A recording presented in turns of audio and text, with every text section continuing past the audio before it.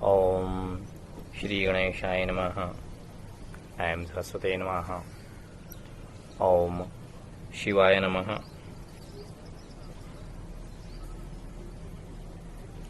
धार्मिक आख्यानों के अनवरत वाचन में आज मैं आपके समक्ष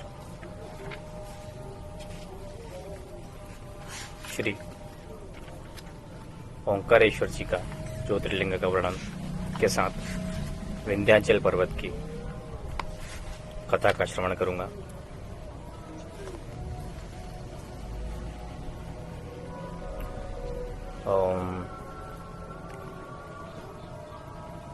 ब्रह्मा जी बोले, हे नारद, एक समय तुम गोकर्ण क्षेत्र जिसका हम वर्णन कर चुके हैं गए। गोकर्ण में स्नान तुमने महाबल शिवलिंग की पूजा की। वहां से लौटकर तुमने शिवलिंगों के दर्शन करते रहे। रेवा नदी जिसका नाम नर्मदा भी है और जो शिव की पुत्री के रूप में प्रसिद्ध है, उसके तट पर पहुंचे। रेवा नदी की महिमा में तीनों लोग प्रसिद्ध है। उसके दर्शन मात्र से पाप और दुख दूर हो जाते हैं। उसमें स्नान करने से संसार में नाना प्रकार के आनंद और अंत में परम पद को प्राप्त होता है। तीनों लोक की नदियों में गंगा सर्वोपरि है। उसमें स्नान करने से अप्रमेय सुख प्राप्त होता है। उनसे भी श्रेष्ठ रेवा है, जैसा कि वेदों और पुराण बखानते हैं। 14 दिन यमुना में स्नान करने से, 3 दिन सरस्वती में स्नान करने से और 1 दिन गंगा में स्नान करने से समस्त पाप निवृत्त होते हैं। किंतु रेवा में दर्शन मात्र से ही उतना फल प्राप्त हो जाता है। नर्मदा के प्रत्येक कंकण भी शिव जी के समान होते हैं। यहाँ शरीर निर्माल्य रहने से भी कुछ दोष नहीं लगता है। वहाँ और जो तार यंत्र है वह सब प्रकार के पापों को दूर करने वाला है। हे नारद, तुमने वहां जाकर स्नान किया और प्रणमेश्वर शिवलिंग की पूजा की। वहां तुमने विंध्याचल पर्वत को देखा, जहाँ संसार भर का आनंद मालूम होता है। वहां नाना प्रकार के वृक्ष और जीवधारी हैं। वहां 2 प्रकार के रूप रखता है। तुमको अति सुंदर और देवताओं के समान रूप धारण किए देख वो अति प्रसन्न हुआ। तुम्हारी आगवानी कर तुमको प्रणाम किया। बहुत विनती के साथ अच्छे स्थान पर बैठाया और शुभ वस्तुओं से तुम्हारी पूजा की। तुम्हारे आगमन से वह कृतार्थ हुआ। उसने कहा कि अब मैं अपने सब कुलों में श्रेष्ठ कहलाऊंगा। यह मेरी जड़ दशा जो पर्वत होने से के कारण जाती रही, वह जाती रहेगी। यह सुन तुमने ठंडी सांस खींची। तब विंध्याचल ने कहा कि हे नारद, आप अपनी ठंडी सांस लेने की क्या कारण है, कृपा करके कहिए।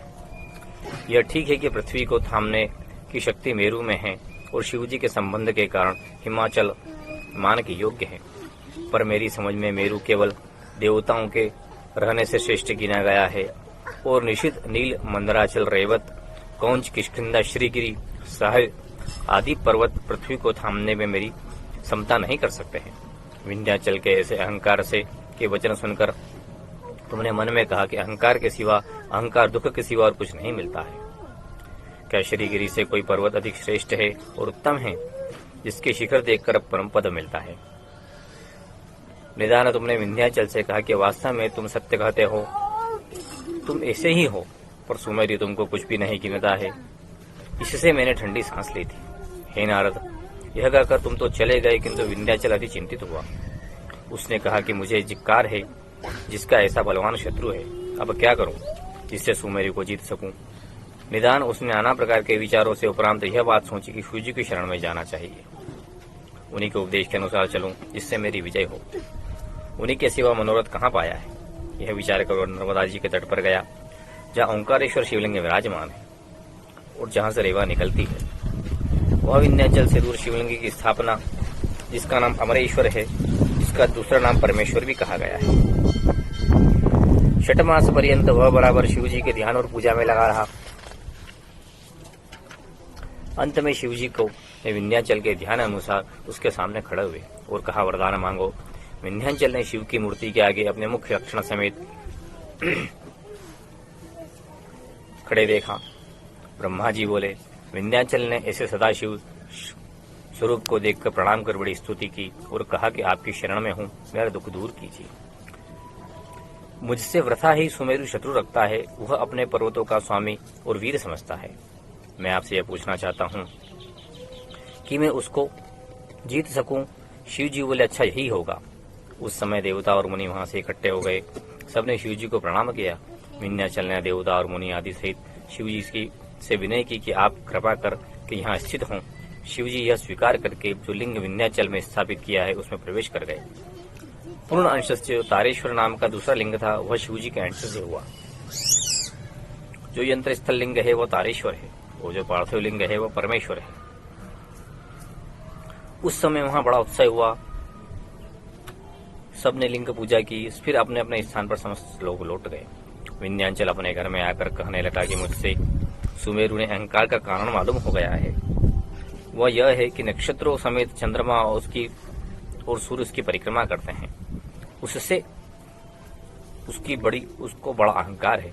मैं आज इतना अपने कद को बढ़ाऊंगा कि सूर्य को चलने से रोक दूंगा।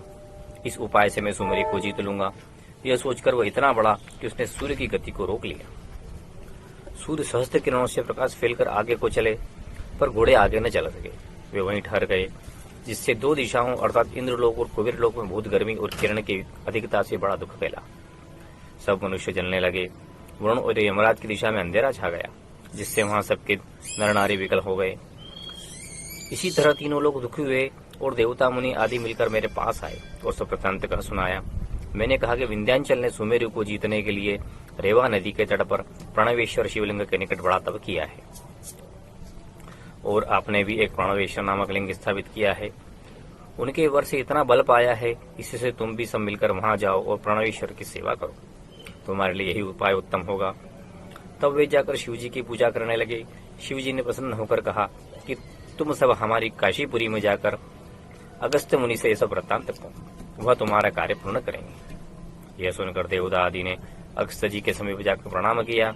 उनसे पूछने पर बृहस्पति जी ने कहा कि विंध्याचल ने सूर्य को रोक रखा है, हम शिव की आज्ञा से आपके पास आए हैं। अगस्त जी ने अंगीकार किया और सबको विदा किया और काशी को अति दुख से छोड़कर विंध्याचल के पास गए। उनको देख विंध्याचल कांप गया और उसने कहा कि मैं आपका सेवक हूँ, मुझे क्या आज्ञा है, मैं उसका पालन करूंगा। अगस्त मुनि बोले कि पुनः आप अपने सामान्य स्वरूप में आए और जब तक मैं लौट कर न आऊं तुम इसी तरह रहना। जब अगस्त मुनि इतना कहकर दक्षिण दिशा की ओर चल गए और उसके बाद वापिस नहीं लौटे। विंध्याचल अगस्त मुनि के आने की बाट देखता रहा। न अगस्त लौटे न विंध्याचल बढ़ सका। इससे तीनों लोगों को बड़ा आनंद प्राप्त हुआ। यह चरित्र अति पवित्र है। इसके पढ़ने और सुनने से संसार में आनंद और अंत में परमपद की प्राप्ति होती है। ओम नमः शिवाय। शिवार्पणमस्तु।